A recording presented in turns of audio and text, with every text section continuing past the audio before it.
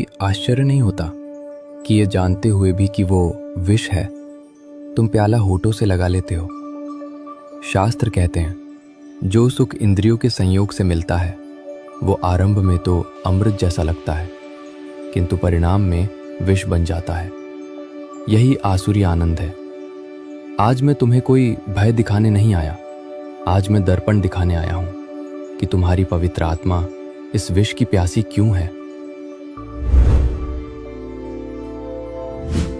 पहला कारण है अहंकार।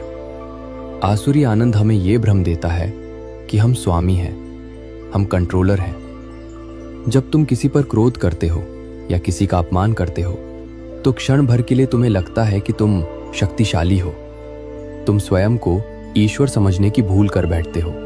यह आनंद नहीं है मित्र, ये तुम्हारे अहंकार की भूख है। आत्मा जानती है कि वो ईश्वर का अंश है, परंतु अहंकार स्वयं ईश्वर बनने का नाटक करता है। अब सत्य को थोड़ा गहराई से देखो। तुम इस आनंद को चुनते नहीं हो, तुम्हें तुम्हारी वृत्तियां खींचती हैं। शास्त्रों में 3 द्वारों की बात कही गई है, काम, क्रोध और लोभ। ये केवल भावनाएं नहीं है, ये आग है। काम, जब तुम क्षणिक सुख के पीछे भागते हो तो तुम सुख नहीं भोगते, तुम भीतर ही भीतर जल रहे होते हो। क्रोध, जब तुम चिल्लाते हो तो तुम्हें लगता है तुम जीत गए, परंतु सत्य यह है कि उस क्रोध ने तुम्हारे विवेक का नाश कर दिया। लोभ, ये एक ऐसा गड्ढा है जो कभी नहीं भरता। हम इसे आनंद समझते हैं क्योंकि ये हमें बुला देता है कि हम वास्तव में कितने खाली हैं।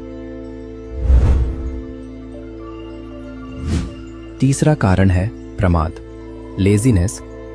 दैवी आनंद प्रयास मांगता है। सूर्य को उगने में समय लगता है, किंतु अंधकार तो बस दीपक बुझाने से आ जाता है। स्वयं को सुधारने में तपस्या लगती है, इसलिए मन अंधकार में छिपना पसंद करता है।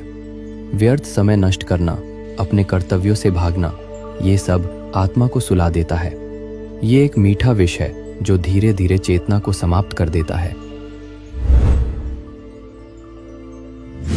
अब प्रश्न ये है, यदि हम ये जानते हैं तो हम सही मार्ग क्यों नहीं चुनते? क्योंकि सात्विक आनंद का स्वभाव इसके विपरीत है। सत्य का मार्ग आरंभ में विष जैसा लगता है। क्षमा मांगना अहंकार के लिए मृत्यु समान है। इंद्रियों को वश में करना कठिन तपस्या है।